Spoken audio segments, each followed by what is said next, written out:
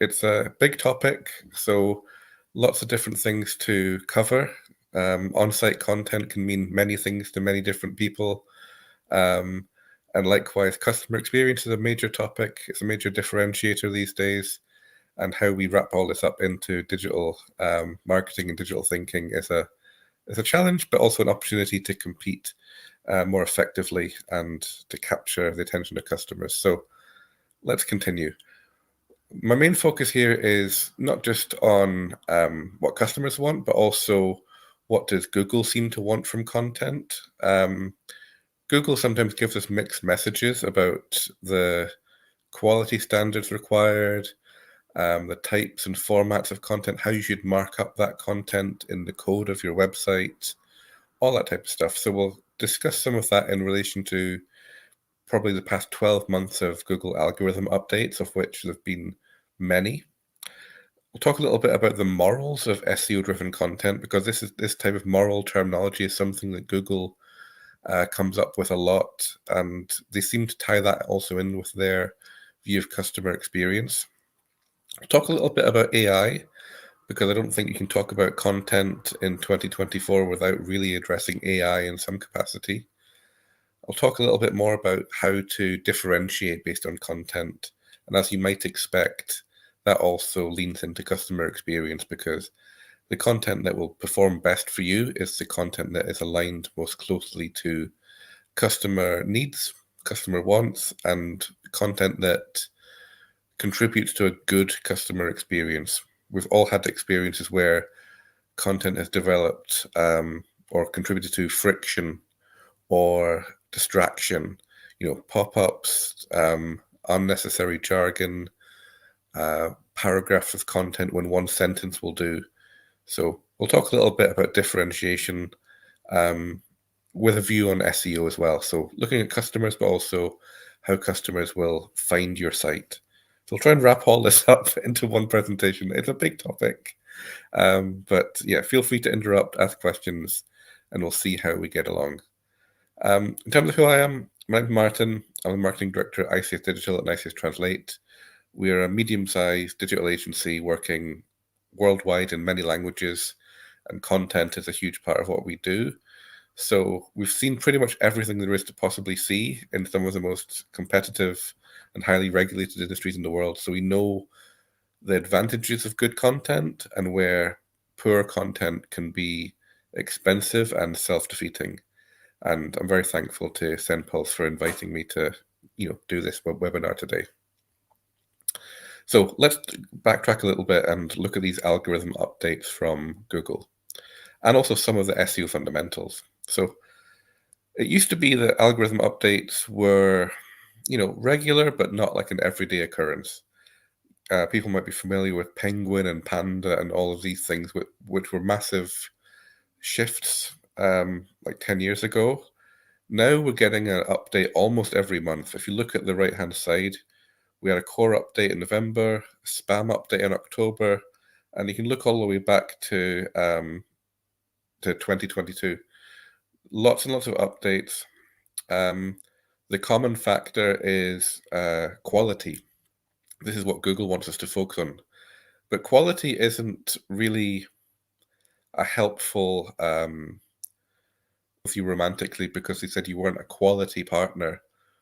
That's a bit vague. It doesn't really give you actionable information, like were you not nice enough? Were you kind of too selfish? Like what's the issue? If quality is a very vague thing, really, if we think about it.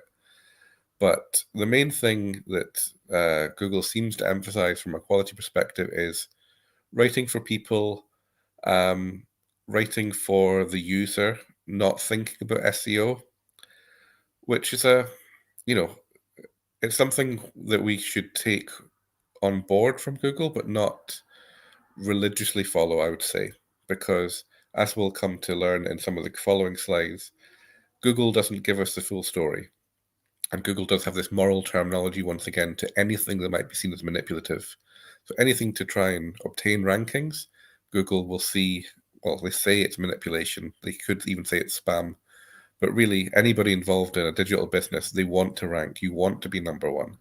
So I think we need a pragmatic approach. But the main thing to get across on this slide is that updates are more and more regular. Of all of those updates on the right-hand side, although they have that vague focus on quality a lot, that quality is often centered on content. It's also about how users are engaged with that content and what they choose to do on your site. Not many of these updates are mentioning what we call off-site SEO or links. That's quite notable. So for those that aren't fully aware, this is a brutal summary of SEO. And SEO is a very subjective topic. There's lots of people with different opinions on what it constitutes, what the most important elements are. I feel like this is a kind of a fair overview. So on-site SEO is basically everything you control on your own website. So the content on the site, the underlying code, the speed and performance of that website. Off-site SEO is how your site is viewed by other websites on the internet, how it's linked to, basically. And traditionally, topical links, so links from other people in your industry or publications who write about your industry. For example, if you're a bed manufacturer, getting a link from a furniture publication will be of benefit to you in SEO terms. Authoritative links, that's where there might not be that topical relevance, but it's a trust factor. So links from government, academia, major media outlets, that can, signal to Google that you're an authoritative website. If the image is blurred, not much I can do about that, Graham, I'm afraid. I don't know if Elena can do anything, but if that's an issue for everybody, we'll see what we can do. Hopefully you can follow along what I'm saying verbally. Then the final part of that offsite SEO is a bit more amorphous, which is about reputation, organic signals in terms of your footprint as a brand. So this is kind of the brutal summary, I suppose, of what constitutes SEO. And we'll be talking a lot about the content side of this. So Google is focused on what's called helpful content and has been building on this helpful content update ever since 2022. The idea is that it will better surface original, helpful content made by people for people, rather than content designed strictly to gain traffic. So the idea is this update will reward good content, but it will also negatively impact sites that have content that offers minimal value, doesn't have depth, and doesn't, add value in terms of the helpfulness aspect of it either.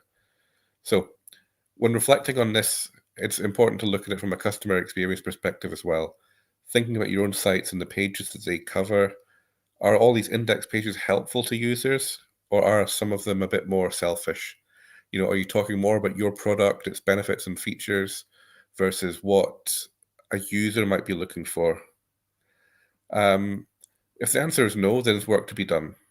And that's a fair approach from Google. But as I said before, we need to consider, is Google really being clear and fair with us across the board?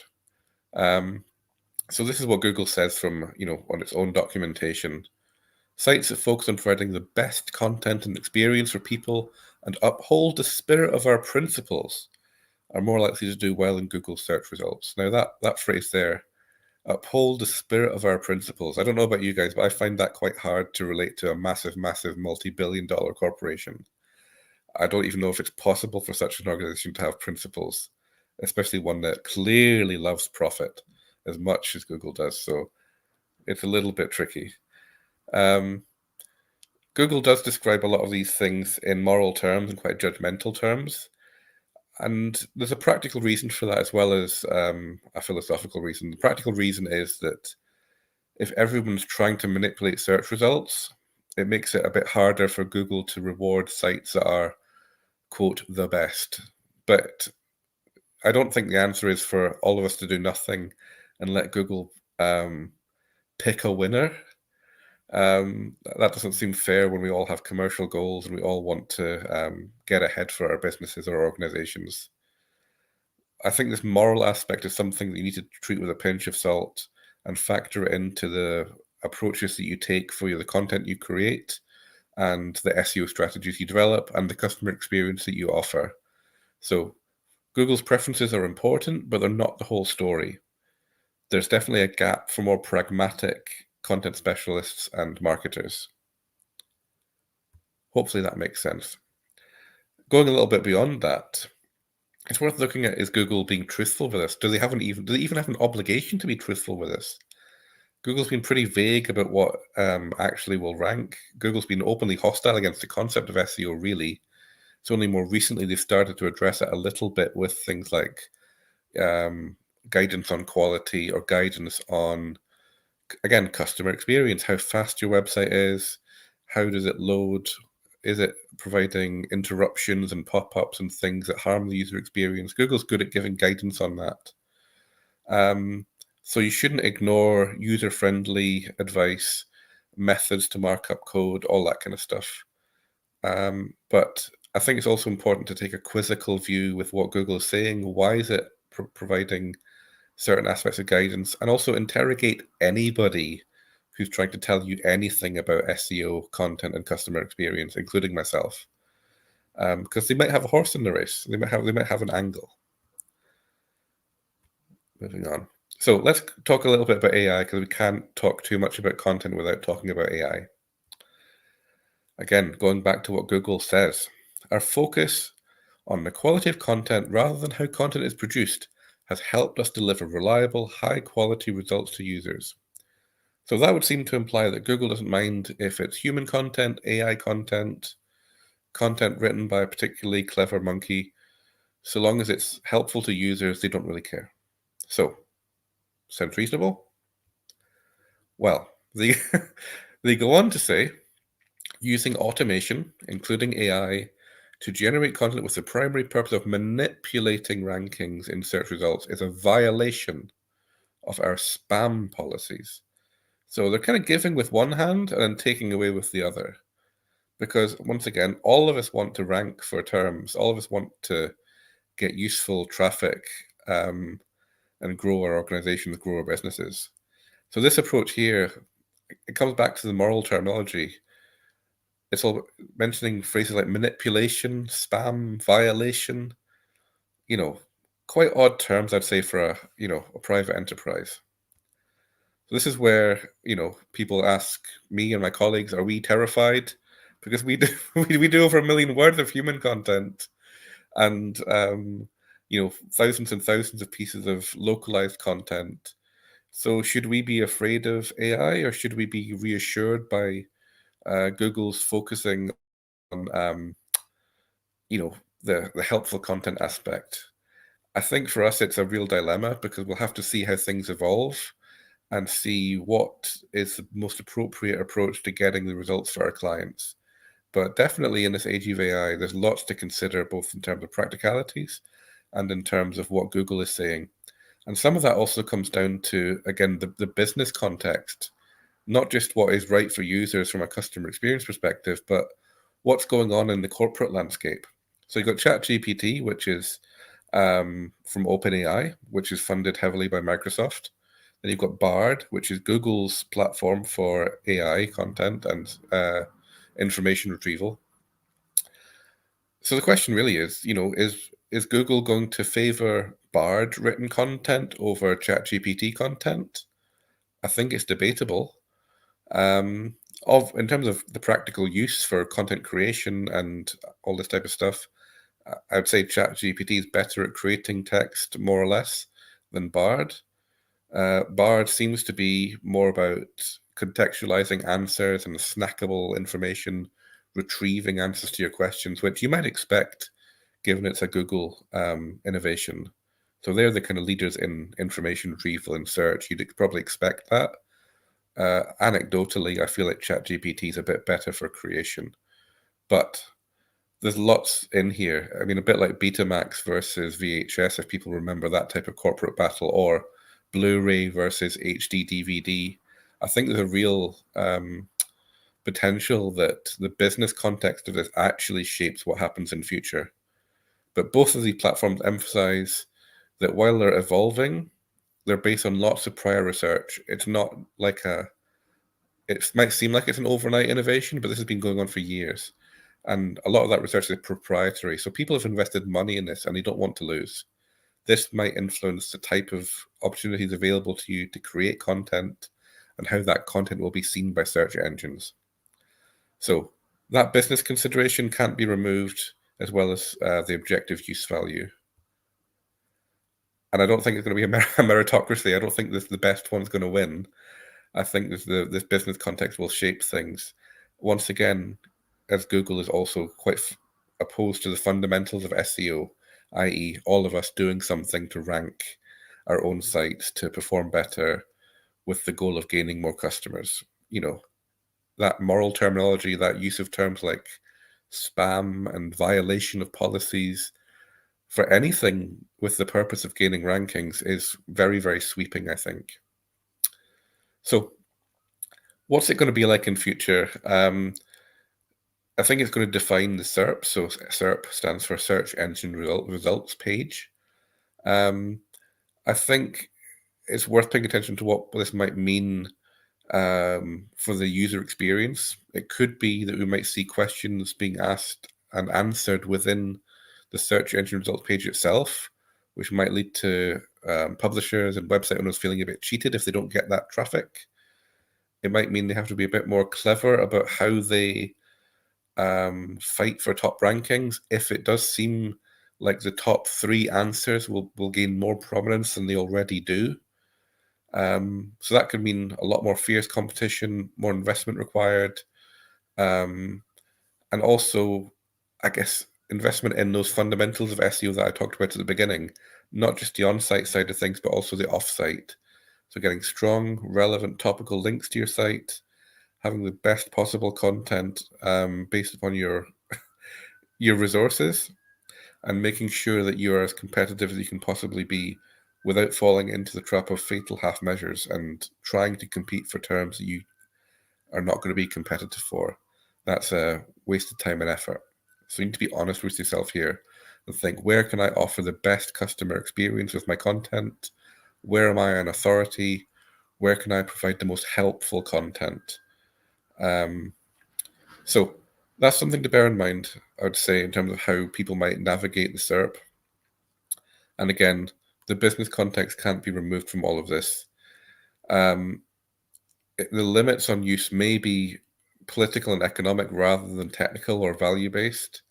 You can ramp up as much content as you want with AI, but it's easily detectable as AI, both by Google and by even things like plagiarism checkers that you use in academia. So if that content is detectable, you've then got to think, what are the implications of that? If Google in future detects ChatGPT generated content, will it reward it, or will it be seen as, quote, a violation? This is interesting, not just as an extension of Google's moral terminology about SEO, but it's also this business context. Google, I imagine, will not want to reward a top competitor to them. It's been a long time since Google had a real competitor. So this is the wider business context, I would say. Let's have a look at some examples and considerations. So for us, again, as an organization that produces millions of words of content across hundreds of languages, well, not hundreds of languages, over 100 languages, we don't want to produce content that is detectable as AI. And also, we don't have a lot of faith in the outputs, particularly when it comes to highly regulated or highly competitive industries that we work in. One of the dangers of AI content is that it will be plausible, well written, but also inaccurate. So think about legal terms and conditions, or let's say a website devoted to vitamins and supplements or protein for bodybuilding or whatever. AI might generate something that looks good, but is inaccurate and creates a misleading claim. And in highly regulated industries, that can get you in legal trouble as well. So we steer clear of that completely. But where we are starting to use it a bit more is ideation, to come up with headlines, hooks, and angles for content that aligns to the customer experience. Iteration, like give me 5 different versions of this blog headline. Understanding, so that can be almost a training thing as well. And, believe me, I'm someone that gets confused very often about many, many things. So sometimes I'll get ChatGPT to explain something to me like I'm an idiot, which I am. So that's where you can use it to help you understand complex topics and learn. It's also good at repetitive tasks. So this can come into the SEO side of things. So the technical side of SEO, meta descriptions, schema, code on the page, alt text, image descriptions that might be quite time consuming for an individual. Maybe you can do those type of things with AI. And then also multi-channel content. So content that you might not be planning to have surfaced in search engines, but you might want across social, for example. So you might want to use AI to help you rewrite a blog post into a snappy carousel social post, for example. So being more modular with the content you create. And for people on a budget, I think that's a very good use of it as well. You know, taking something that you've created, like a white paper or a long form article, and trying to get as much use value out of it as you can by having social media versions, by having like a one-pager version, having a paragraph that your sales or marketing team can use in communications. I think all of that's a very good use of AI. But the common thread with all of those things is that they're not examples of prime time customer facing content. It's more behind the scenes, behind the curtain, labor saving. And on every level, you still want to maintain human expertise and judgment. So hopefully that makes sense in terms of my very subjective viewpoint. But this is also how a major content-focused organization like ICS currently sees AI and the reasons why. When it comes to visuals, I mean, this is where it can get truly crazy, because somebody might read some AI-generated copy and not notice anything weird. Obviously, Google might pay a bit more attention. But when you see something visual, I think we're all accustomed to understanding immediately when something is wrong visually.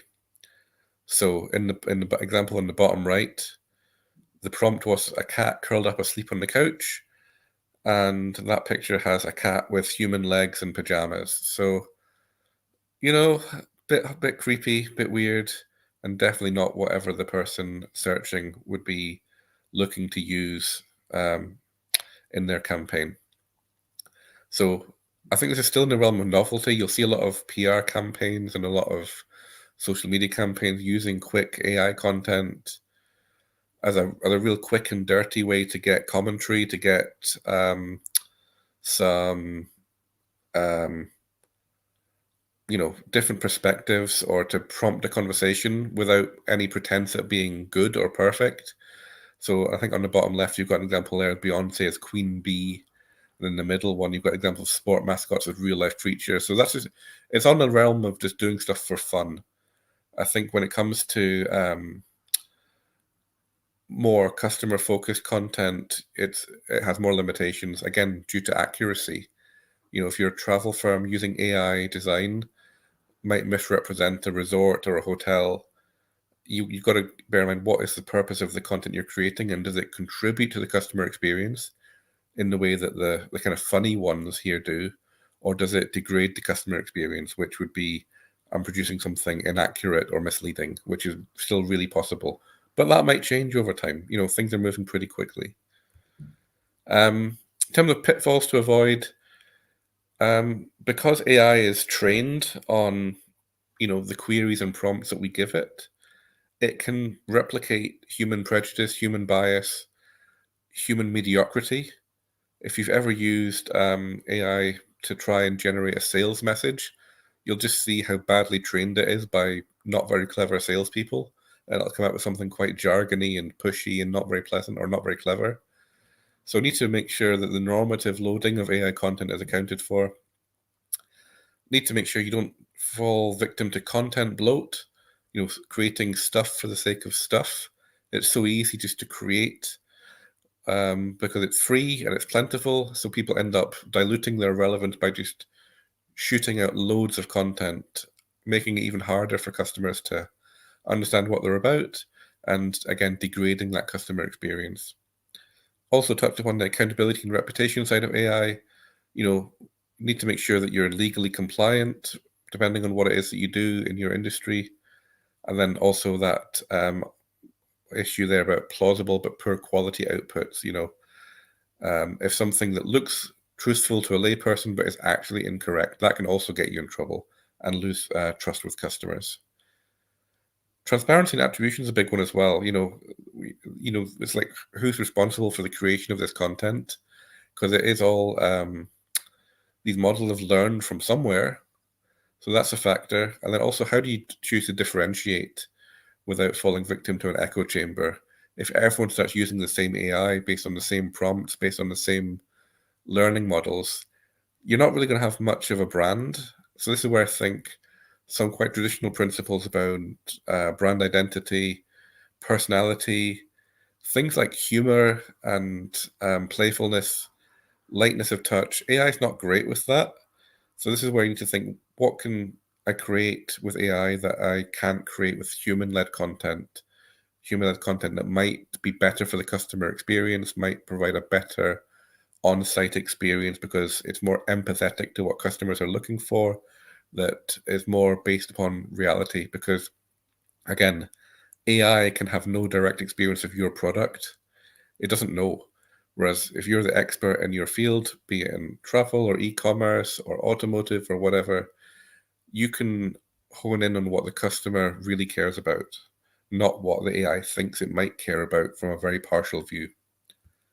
So let's have a little look at some of these content differentiators for 2024, with an eye both on the customer experience, but also crawlers, i.e., what Google and other search engines use to understand your site.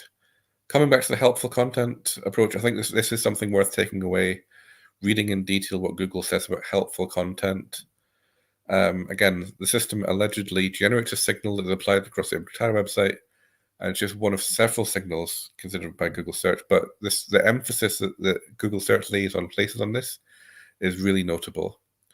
In this example here, this is an example from quite a dry sector, the cleaning chemical sector. A page was flagged as losing keyword positions after the helpful content update. It could have been down to other things, but the timing really suggested it was around this update. A lot of content was hidden on the first load of the page originally, so it wasn't visible to users. And there was a pattern throughout the site with that same issue where it was just creating friction for users and probably for search engines as well. So that's where looking at that and surfacing that content is helpful to rectifying things that interrupt the user experience, that make it less helpful than it could be. And from what we've seen from the results so far, that is proving to be a good move. It's worth being quite deliberate about content as well and think of what are the different types of content that I have. You might think of it as hero content, like your PR campaigns, the kind of bigger messaging. You might think about more hub content, which is like regular FAQs, things that might provide an extra context for somebody who's looking to make a buying decision and wants to research by themselves. Then you have like hygiene content, which is basically your everyday product copy, headlines, the fundamentals, basically. So it's worth thinking like, where might you be weak? Where might you be strong? Which of these content types is contributing to your customer experience? Which of these content types might need a bit of work? And is Google able to understand the difference? So when we talk about content, we're really thinking about content that brings organic traffic to the site. That's really what we're looking for mostly at an SEO-focused agency. But there's lots of other elements aside from the content that you see on the page. You've got the background data, like metadata, the headings themselves, the underlying code, and then some things that filter into how that content is presented. So the tone of voice, making sure things are accessible. All of these things are taken into account by Google, but also by users themselves. You want to make sure that they are able to navigate to this content effectively across all technical criteria, but then also making sure that we're not not forgetting the fundamentals, including keywords in the content, not stuffing in keywords and like repeating yourself excessively. But you've got to guide users and guide search engines about what the topic of the page is. That's really important. An idea is based on user intent, not just what you sell or offer. So they might search in a very abbreviated, truncated way. Best dash cams, how to clean microwave, blah, blah, blah. The idea is for you to make sure that you're responding to the queries that people actually use. And there's plenty more information we can talk about here about how to refine and write concisely for things like metadata here, being very, very focused on that customer experience and what they're looking for and how they want to value their own time. Again, looking at the most essential elements of surfacing the keyword, but also being tactical about the length of the copy, how you feature your brand name to establish trust, all these things that might drive a click, but also signal what the page is about.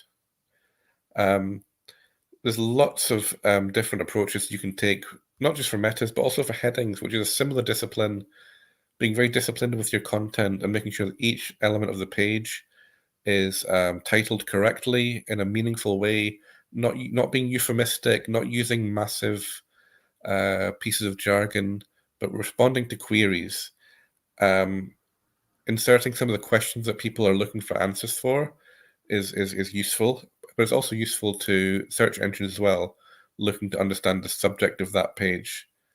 So there's lots of things in here that you can dwell upon, practice, refine. A lot of it involves putting ego to one side and thinking more in line with customers, as you'd expect from the title of this presentation, on-site content and customer experience. So the best companies will combine what Google wants, but with what customers want also. And those are getting closer together, hence the helpful content update. It'll be focused not just on the written word, but also the wider experience of the site itself, how content is presented, the meta descriptions, headings, all of that stuff. It'll have to be based upon also where you're competitive. So not just where you'd like to get rankings, but where can you meaningfully say something authoritative that justifies the ranking. And as we said before, there's lots of opportunities to play around with AI. I might have veered a little bit negative in this presentation, but of course, there's lots of opportunities to figure out how it might work for you.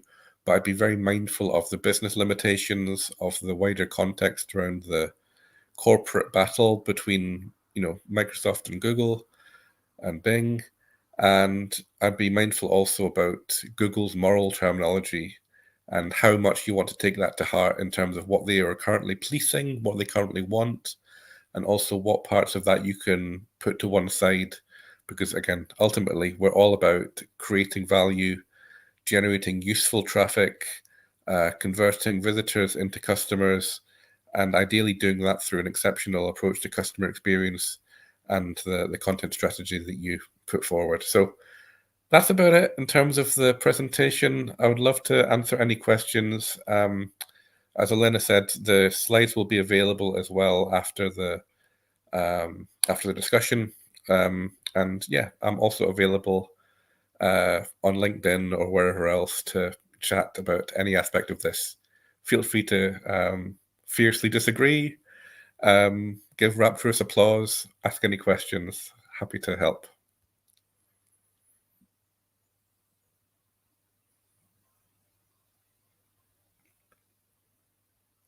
That's me. Email is in the chat.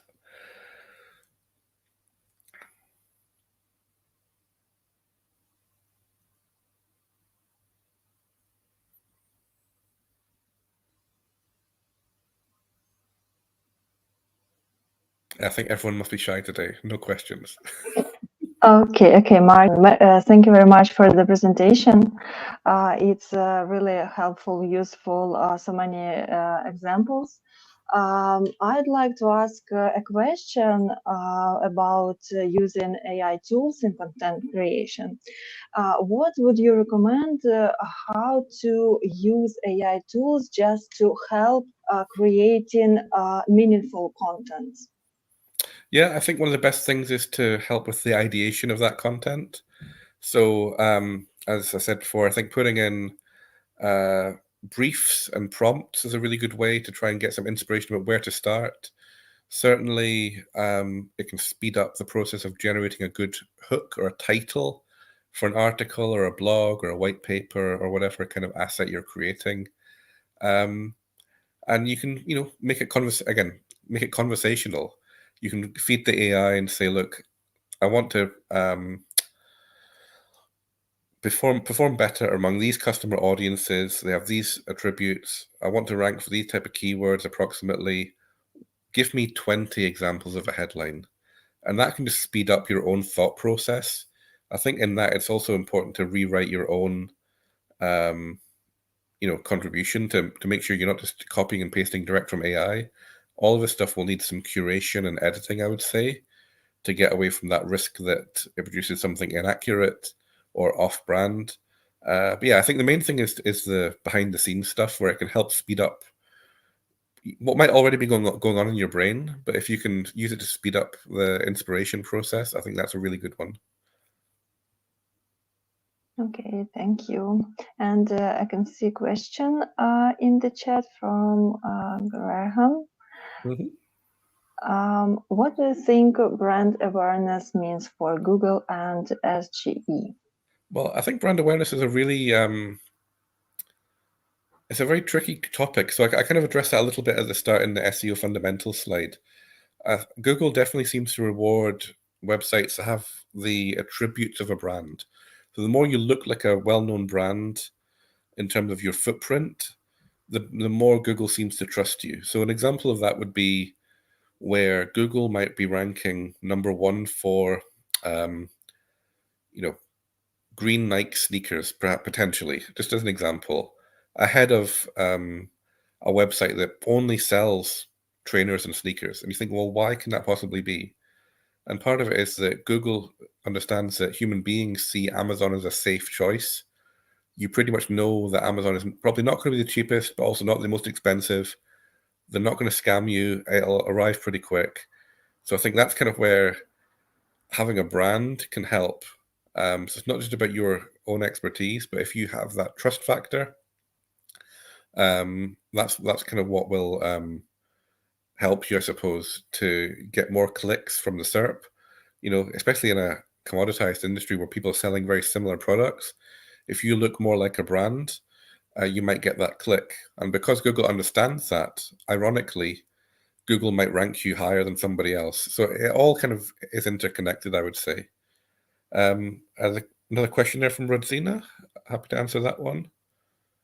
Okay, yeah. Another question. Is there any difference for Google in using CMS engines or landing constructors to get max SERP positions? Yeah. So I think you take it on a platform by platform basis. The internet is basically built on WordPress these days, it seems. So WordPress is a pretty safe option, although there can be issues when people have plugin bloat and add lots of things into WordPress that then end up, making that platform not as good as it could be. Wix used to be terrible, but now a lot of people say it's quite good. They've definitely spent a lot of time talking to agencies like us and trying to, get people to take a fresh look at them from a enterprise SEO perspective. I personally haven't had that much experience hands-on with Wix in a long time, but I believe they're a plausible option now. So I don't think there's any differences for Google for CMSs. I don't think so. But the main thing is to look at how easily indexed are they, especially if it's like a newer platform. How easily is it indexed? How difficult is it to edit and add to the content that you've got? How flexible is it as a platform? That's probably the main considerations, I would say, because you don't really want to be locked in to a platform. That's something that's unavoidable in some industries. So, for example, some travel firms have to use a particular CMS and booking engine that's really slow and not great for SEO, but they can't do anything about it. So then you've got to look at other ways to compete in SEO. Same for banks and finance brands. They might be very limited with what they can do with their website for security reasons. They might have very limited say over the platform. So the positive thing is in SEO, there's always something you can do, but you need to recognize where the weak points are as well. So yeah, hopefully that helps. Yeah, we have several questions in the chat, and one more question from Graham. So, how can you build a brand the best and fastest way? Is social media the key? I think that's difficult. It's a bit like asking what's the fastest way to become attractive? I think it takes time, and it's not about a brand isn't about what you think about yourself, it's what other people think about you. So it takes as long as it takes for people to have a positive opinion of your brand. So there's lots of things you can do to start having the attributes of a brand. So, and a lot of those things relate to SEO as well, helpfully. So you might know the acronym EAT: expertise, experience, authority, trust. These are also facets that Google wants you to reflect in your content. And the expertise side can be based upon, for example, working with influencers, brand ambassadors, sponsorship, creating your footprint, even like things like TV, if you have the resources, TV and above the line advertising. You wouldn't do that primarily for SEO reasons. That'd be quite risky, but I think those things do help you to develop that rounded brand footprint that can ultimately support your SEO as well. Is social media the key? I think social media is good, but again, it's also limited audience, you might be very famous to 200 people, which might be enough for conversions and sales, but it might not move the dial for SEO. But I think the best way is to do some of those other things if you can, whatever will meaningfully enhance your footprint. Digital PR is another one. We do a lot of that, creative campaigns that are quite cost effective to get into the mainstream media. And you're not doing anything wild or crazy or, it's not serious news, but it's something that will get into the media. So that type of thing can help you as well to get those backlinks. As somebody else mentioned, how do you build links actively? That's one approach. There's many, many others, of course, as well. And yeah, Google's views on links are well known, but they're still a huge, huge factor for sure.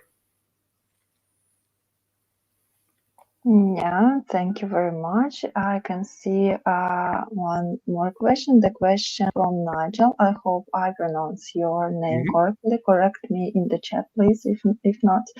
Okay, Martin, excellent presentation. I agree totally. Do you think that human-generated content will become a thing of the past? If so, will we see a dumbing down of the quality of content over time? No, I don't think so. I mean, I think lots of people will try and save time by doing lots of AI content, but I don't think they're going to be rewarded for it, especially if everybody's doing the same, or if there's multiple people doing the same thing. AI cannot presently experience your product or offer advice based upon its own expertise. It's only an aggregation of previous prompts and learning. So that's inauthentic, and that is completely the opposite of what Google is pushing, which is helpful content with sources with expertise, experience, authority, and trust signals. Basically verifying what you're saying, providing personal experience, personal testimony, not just this mountain bike is good, but this mountain bike is good because I, a mountain bike practitioner or rider or fan or whatever you call them, clearly I'm not a mountain bike person. I'm somebody who's tried out this bike. I went on this trail in Nevada. It took me 2 hours. It was really good at this. Here's my photos. That's the kind of thing that Google seems to want to reward, and it gets into the user-generated content thing that people are talking about as well. So I would say I think people are going to be really tempted to pump out lots of AI content, as they did 10 years ago with what we call spun content, which was even worse. But I don't think that's going to mean human-generated content has become a thing of the past. There's definitely challenges because of how you maintain it. How do you maintain quality? And that's something newspapers are struggling with. You'll see newspapers are losing staff all the time. So I think it's a bit of a dilemma.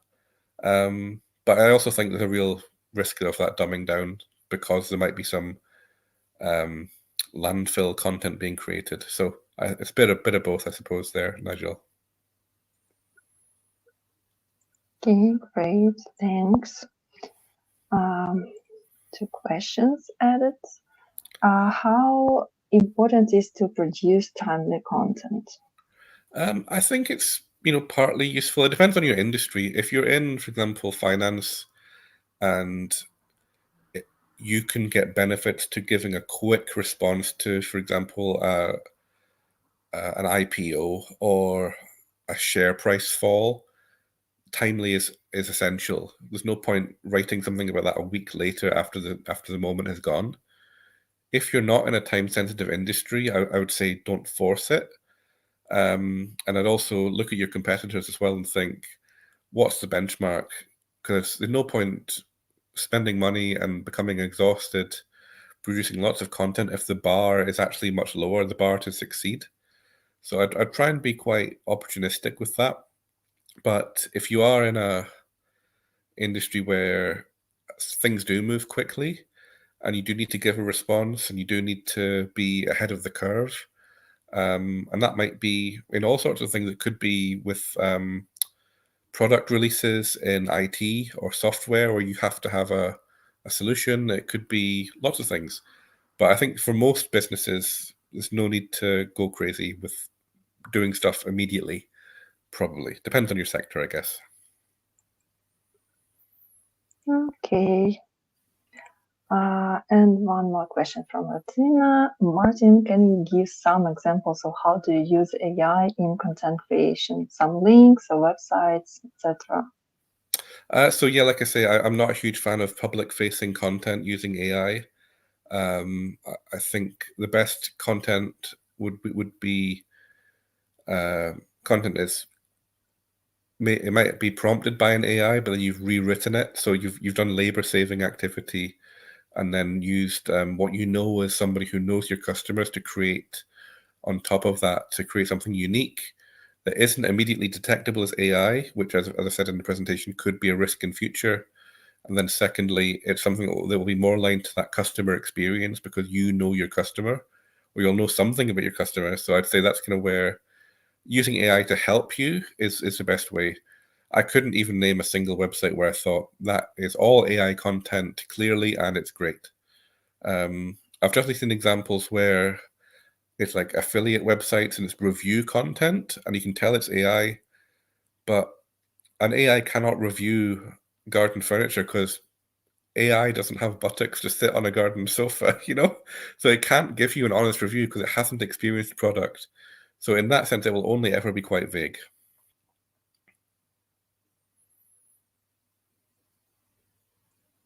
Okay. It seems you've covered all the questions. So thank you very much. Thank you for the presentation, for your answers, for examples, ideas. It was useful, valuable. So guys, thank you very much for watching us, asking questions, being engaged. Thank you. Yeah, Enjoy thank you. the week ahead and take care. Bye-bye. Bye-bye.